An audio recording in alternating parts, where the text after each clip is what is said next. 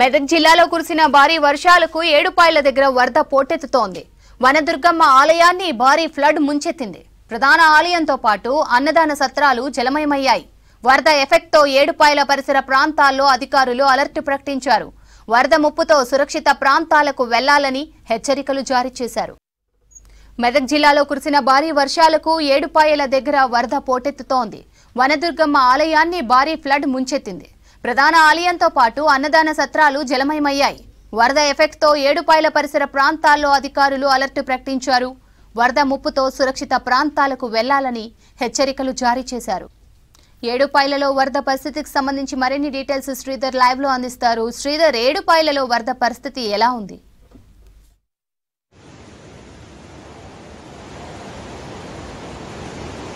మెదక్ జిల్లాలోని ఏడుపాయల వనదుర్గామాత ఆలయం వద్ద ఉన్నాం. ఇక్కడ ఏడుపాయల మంజీరా నది ఏడుపాయలుగా చీలిపోతుంది. సో ఇక్కడ మొత్తం అమ్మవారి ఆలయాన్ని ముంచెత్తుతూ మంజీరా నది పరివలు తొక్కుతోంది.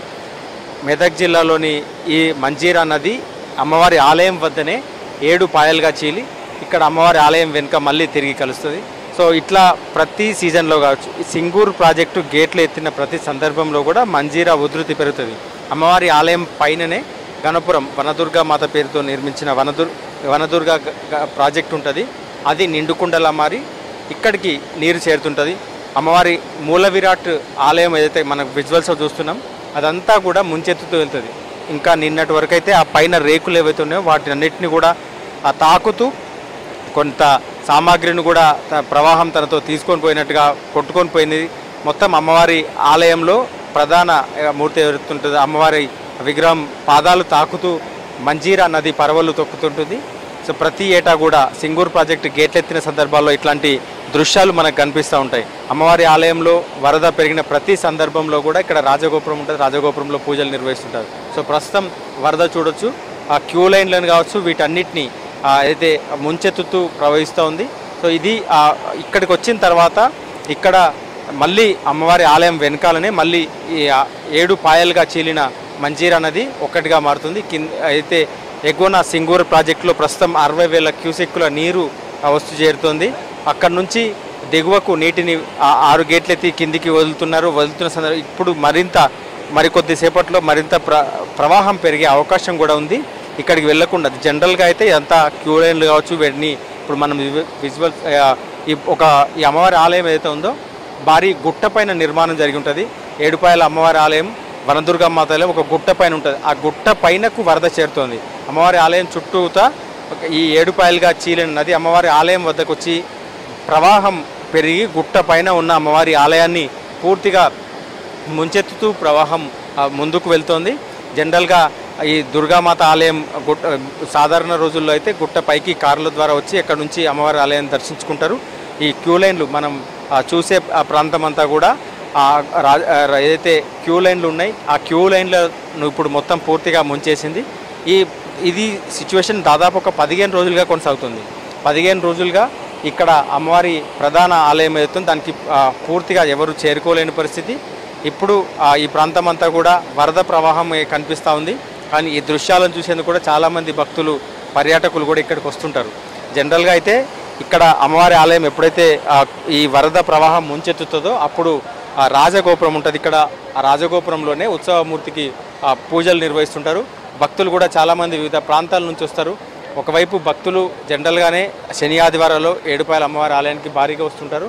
సో ఇప్పుడు అయితే వరద చూసేందుకు కూడా చాలామంది భక్తులు వస్తుంటారు, పర్యాటకులు కూడా వస్తుంటారు. హైదరాబాద్ నుంచి ఎక్కువగా పర్యాటకులు వస్తుంటారు. వాళ్ళంతా కూడా ఇక్కడికి వచ్చి అమ్మవారి ఆలయాన్ని చూడడంతో పాటు ఇక్కడ నదీ ప్రవాహం వద్ద సెల్ ఫోన్లో ఫోటోలు దిగుతుంటారు.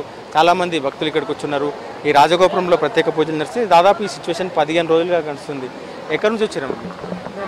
పక్కనే రాంపూర్, మాది రాంపూర్. జనరల్గా వస్తుంటారా? ఇప్పుడు ఇట్లా వస్తూ ఉంటాం. ఇప్పుడు వాటర్ బాగా వస్తున్నాయని చూడడానికి వచ్చినాం. ఇప్పుడు ఎక్కడి నుంచి వచ్చినామా నువ్వు? చిన్నగన్పూర్, ఇక్కడ దగ్గరనే. వరద వచ్చినప్పుడల్లా వస్తారా మీరు? వస్తాం, ఇక్కడ చూడడానికి వస్తాం. వాటర్ చూడడానికి వస్తాం. అమ్మవారిని ఎప్పుడైనా చూస్తాం, వాటర్ చూడడానికి వస్తాం. చూడొచ్చు, ఇది జనరల్గా ఇక్కడ భక్తులతో పాటు ఈ అయితే సుందర దృశ్యాలు ఏవైతే ఉంటాయో అమ్మవారి ఆలయం ముందు నుంచి ప్రవహిస్తున్న నది మొత్తం కూడా ఇప్పుడు మనం విజువల్స్ చూస్తున్న రాజగోపురంలో ఉత్సవమూర్తిని ఏర్పాటు చేసి అక్కడే పూజారులు ప్రత్యేక పూజలు నిర్వహిస్తుంటారు. దాంతోపాటు భక్తులకు దర్శనం కల్పిస్తుంటారు. మరి అయితే మూల విరాట్ను దర్శించుకోవాలంటే మాత్రం పూర్తిగా వరద తగ్గాలి. ఇక్కడ మనం విజువల్స్ చూస్తున్న బ్యారికేడ్ ఏర్పాటు చేసిండ్రు ఇక్కడ పోలీసులు. దాంతోపాటు ఇక్కడ నుంచి లోపలికి ఎవరిని రానివ్వరు. సో జనరల్గా ఇదైతే ఈ రాజగోపురం వద్ద వాహనాల పూజలు అవన్నీ జరుగుతుంటాయి. కానీ ఇప్పుడు మాత్రం ప్రధానంగా జరిగే పూజలు అమ్మవారి ఆలయంకి ఏదైతే జరిగే ప్రధాన పూజలన్నీ కూడా ఈ రాజగోపురంలోనే జరుగుతుంటాయి. ఇక మిగతా ఈ అమ్మవారి ఆలయం జస్ట్ ఇప్పుడు ఈ ముంచెత్తిన విజువల్స్లో కావచ్చు, ఇక్కడ ఈ సుందర దృశ్యాలను చూసేందుకు పర్యాటకులు కూడా వివిధ ప్రాంతాల నుంచి వస్తుంటారు. ఈ మధ్యకాలంలోనే ఏదైతే ఇక్కడ నిర్మించిన 3 బ్రిడ్జిలు ఏవైతే ఉన్నాయో నది పైనే ఉన్నాయి. సో వాటిని దాటుకుంటూ ఇక్కడికి వస్తుంటారు. అక్కడ కూడా సుందర దృశ్యాలు కనిపిస్తుంటాయి. నది ఏదైతే మంజీరా పరవళ్ళు కావచ్చు, భారీ ప్రవాహం అయితే కనిపిస్తూ ఉంటుంది. అక్కడ సెల్ఫీలు దిగడం కావచ్చు, ఆ పిల్లలకు ఆ నది ప్రవాహాన్ని చూపించేందుకు కూడా చాలామంది ఇక్కడికి వస్తున్నారు. సో ఈ జనరల్గా ఈ మొత్తం మంజీరా నది అమ్మవారి ఆలయం ముందుకు రాగానే ఆ 7 పాయలుగా చీలిపోయి అమ్మవారి చుట్టూతా ప్రవాహం ఉంటుంది. కొండపైన ఉన్న అమ్మవారిని ఆలయాన్ని ముంచెత్తుతూ అమ్మవారి పాదాలను తాకుతూ దిగువకు వెళ్తుంది. దిగువకి వెళ్ళిన తర్వాత ఇక్కడ మళ్ళీ మంజీరా నదిగా రూపాంతరం చెందుతుంది. సో మొత్తం మంజీరా అయితే అమ్మవారి ఆలయాన్ని ముంచెత్తడంతో సో ఇక్కడ అయితే ప్రత్యేకంగా ఈ సుందర దృశ్యాలు చూసేందుకు భారీగా భక్తులు అయితే వస్తున్నారు.